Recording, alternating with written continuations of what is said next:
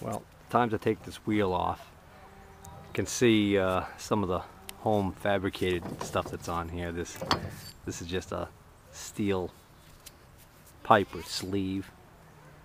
This looks like it might have been the original 1-inch shaft that was cut down. We bent this in. It's really a wreck. This is part of the original hub still left on there, but oddly enough there's no hub left on the other side. It's completely broken off.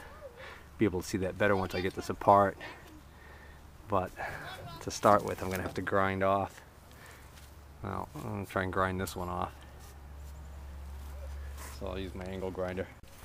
Well, it was taking too long to grind that off, so I decided to try and grind this side off, and then that was taking a long time, so I decided to use the old elbow grease and hacksaw it off the bulk of it. So now I'll be able to just grind this smooth and bang that rod through. Well, I got the wheel off, and unfortunately the hole here through this fork assembly is really in bad shape. You can see it's really elongated.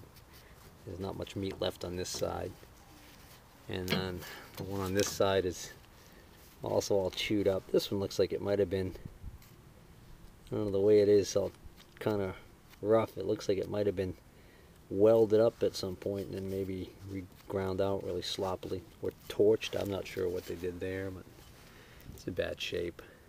You can see where it's been rubbing. It's actually rubbed this metal. I don't know if you can see, but there's actually a curve there. That's how long this tire has been left to just sloppily rub up against this thing. Really, talk about sins of the farmer. Anyways, and then of course this is bent in on this side, which I had showed that previously.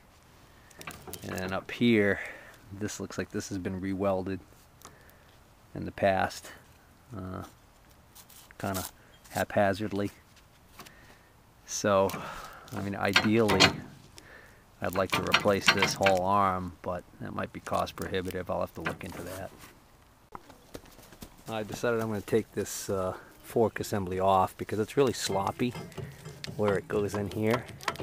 So I want to see whether or not there's any bearings or something that's supposed to be supporting that, and exactly why that's so worn out. So I'm going to take this big nut off. It's been on there for quite a while, but I got a big pry bar in there wedged in there so that when this turns it'll stop it, and then I got a big pipe wrench and a helper on there, and we'll see if I can't get that off. Now there's nothing in there, so that sloppiness that's in there is either by design or it's just from wear. I did clean some of the grease off just enough so I can see that this is pretty scored up. So if I did replace this, I might end up taking some of the sloppiness out of that. Of course, if the wear is actually if the ID here is larger than it used to be, then there's not much I can do about that. Short of, you know, some much more major replacement or refabricating, which I don't want to do. So I don't know. Still contemplating whether or not I want to bother replacing that fork or repairing it. So I don't know. Got my assistant vacuuming all the junk off the top of it. That must be the foreman. This must be a union job. One working, one standing and watching the guy work. Now that I get the wheel off, get that weight off of it, and it's jacked up, I can move this easily, and I can see where I got another issue here, which is this A-frame assembly right here, where the pivot points are these bolts, which are really loose and rusted really badly on both sides, and that one's really sloppy. So I'm gonna grind those off or cut those off and take a look and see what the holes look like behind there, and see if what I can do to rectify that situation, so that I take this play out of there, because that, coupled with that, certainly isn't good for back here. This one down here has a little bit of play, but that bolts in there pretty good right now, so I don't know if I'm going to even bother with that. but I am going to take care of those two. That bolt was pretty far gone, so I couldn't get a wrench on it really well on the inside. That hole's kind of large. That's part of the reason why it's so sloppy. The other reason was because that wasn't tightened up. This one here, I could get a wrench on the inside here to hold it, and finally found an excuse to use my new 3/4 inch drive set. 3/4 inch drive breaker bar, took care of that. It's a cheap Chinese made set from Harbor Freight, but for a weekend warrior like me, it's plenty good enough. Now that I've vacuumed all the debris off the top of the deck, I can get a better look at the condition of the deck. It's a good thing this is made out of really thick steel, because it's certainly suffered a lot of loss due to rust. This back section doesn't look too bad, but in here it's got some spots that really look like they've taken a beating. Here it clearly picked up a rock, and it's got a big bump right here, and actually there's a hole right here. Small little hole, but that's probably the worst spot, is right here. You can see it's really bubbled up here, and it continues over and all the way over to here, and all the way to here, and then it must have kicked out the back. And then in the front here, it's pushed up a little bit, and the deck actually has got a spot where it looks like it's separated right there. That gap is probably not supposed to be there between here and here, but nothing so distorted that the blades are hitting anything. So on this side over here, another big bump right there. So it's seen its share of rocks that got rolled around. This side skirt that comes off, it's nice and straight, and it's well connected to the deck, as opposed to this one on this side.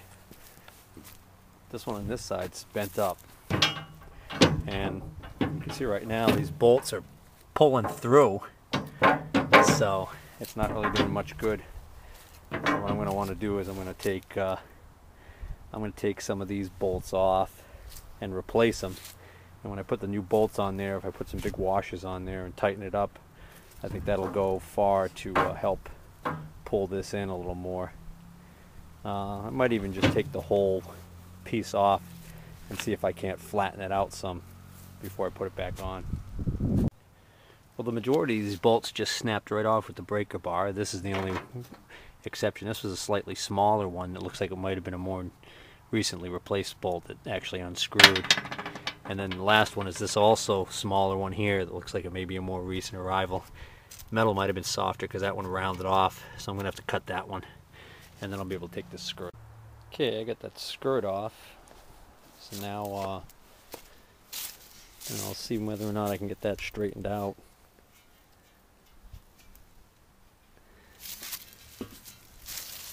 Although I don't know if I want to even bother, I might just end up getting the new bolts and tightening it up really tight, because this is also bent out right here. This is supposed to be actually in just enough so that that skirt goes behind it, but you can see it's really bent out, and it's actually, the bottom's flared out. And of course the problem is I could try and bend this back in, but I'd be worried that if I bang on it really hard I might end up breaking this weld, and since I'm not a welder, I really don't feel like causing that kind of damage. I don't know. I'll think about it. Got to look at the blades. First really good look at the blades. Now with the skirt off, and decided that I'm going to pull the blades and give them a little bit of a grinding, just because it's got some, one of them's got quite a bit of damage on it. Neither one of them are sharp at all. Although for the kind of work that I wanted to do with this thing, I don't know if sharp's important. I think it's more the actual hammering effect of the blades that does the work. So what I did was, on this model is a access hole here. It's supposed to have a cover plate. You can see the bolt. I'll rotate it around. The big special bolt and nut. I put some penetrating oil on there and let it soak for a while. Now I'm going to see if I can put my 3/4 inch drive breaker bar on there and see if I can't loosen it. Well, that came off really easy. I don't know if it had never sees on there or if it was because the blades had been changed recently. The guy said a couple of years ago he put new blades on it. Either that or the penetrating oil really did a job. But regardless of why, it came off easily, which was nice. Now I think I just tap down on that bolt and it will drop right off, in theory, or maybe not. We'll see. So that's what that special bolt that holds the blade and looks like. That was clearly from the rust there, that was stuck in there pretty good. But got the blade out, so now you can see what I was talking about this blade. Oh, it's got like a real curve to it. When I first saw it, I thought it was actually bent, but it's also got this area on the back that kind of acts like a wing. It gives it more lift. So let's see how it's going to turn to it. So I've seen some of these where the blade just kind of is almost straight like this. This has got this wing on the back there, and I think that this is what they call a high lift blade. And I guess from the design, by the looks of it, it would act to throw the stuff up against the underside of the deck more, which would give the next blade coming by another whack at it. So I guess that would be better for mulching and chopping stuff up. But if you look dead on at the blade, you can see, for lack of a better word, what the edge looks like. It's pretty nasty. Some really tough damage on there, so I'll try and clean it up with the grinder a little bit. Well, here's the other blade.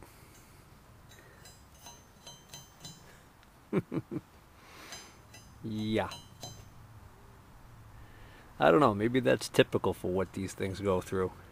I mean, they take a lot of punishment, but I don't know, those look pretty bad to me. Alright, here's the after shot. A lot better than it was, in my opinion. Not bad for freehand. Well, and there's the other one. They don't have straight edges on them, but they have an edge on them now at least.